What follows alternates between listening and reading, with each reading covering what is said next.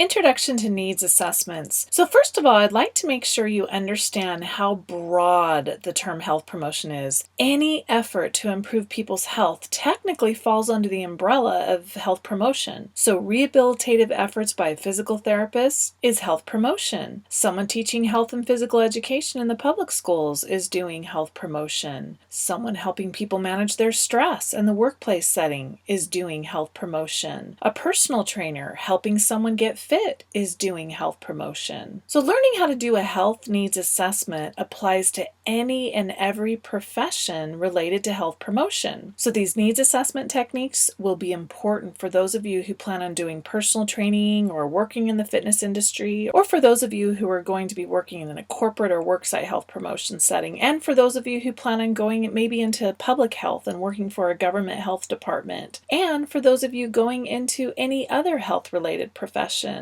Needs. Okay, so let's first start off by defining a need. What is a need? A need is simply the difference between the present situation and a more desirable one. The present situation might be undesirable, and that might motivate someone to consider a more desirable situation. For example, someone might be overweight and they'd like to lose weight to get to their ideal body weight. But needs are not solely related to undesirable situations. So a positive situation can be further enhanced. For example, you might jog 2 miles every other day to keep fit, but now you want to increase the distance. Needs assessment. In a nutshell, a needs assessment is a planned process that identifies the need of an individual or a group of people. Actual versus perceived. Sometimes it's difficult to know if the needs identified by the group of individuals are actual needs or true needs, because needs continually change. Perceived needs are needs that are reported by the individual or group. As professionals involved in a needs assessment, we rely on people as our primary source of information. People draw from their experiences, observations, opinions, and feelings to guide them toward their conclusion about their needs. Perceived needs are important because they represent experiences and perceptions of the individuals or groups involved. Actual needs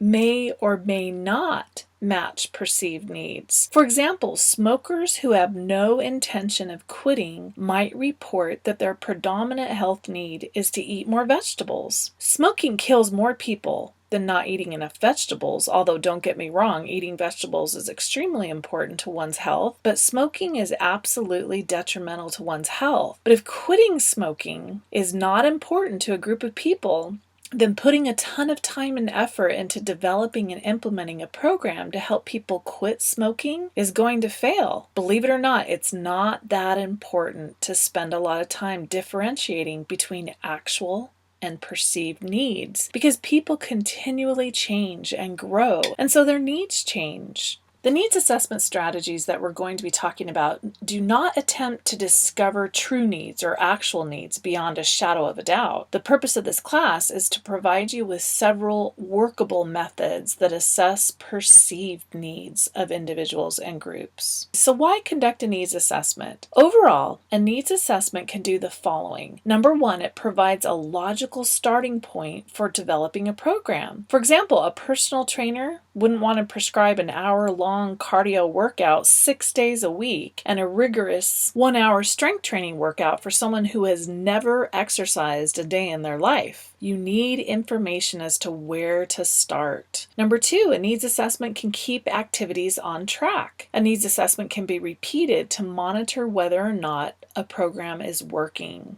And number three, individuals and target audiences can be involved in purposeful activities because they're more accurately characterized. Who is involved? Two groups of people are involved in needs assessments. One group comprises the professionals directly involved in the planning, coordinating, or facilitating of the assessments. The other group consists of the target group. Individuals in both groups bring assumptions that are intuitive in nature and are influenced by previous experiences, opinions, feelings, and ideas. If accurate, these assumptions can be very helpful with identifying a starting point. However, assumptions are not meant to take the place of assessments. It's through the assessment process that these assumptions can become more clearly defined and are possibly revised. Premises. The overall approach to conducting needs assessments is based on certain premises. People are important to the process. Practitioners, soon to be you, can draw on their educational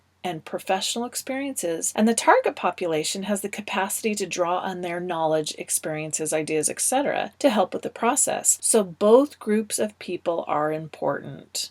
Reported needs are important. A needs assessment is an applied process for gathering useful information for planning purposes. The basic purpose of a needs assessment is to better prepare you as a practitioner to address key needs. The needs assessment process is an integral part of a program planning process. One of the worst mistakes that health promotion professionals can make is to not do a needs assessment, or do a poor job of it, or do it and then disregard it. Thinking that you know better and not taking into consideration actual needs of your target individuals or group can be disastrous, and your program could completely flop. Conclusion. Practitioners must consider the value of determining the prioritized needs of the target group in a structured, collaborative fashion in order for health promotion efforts to be effective. And that's it.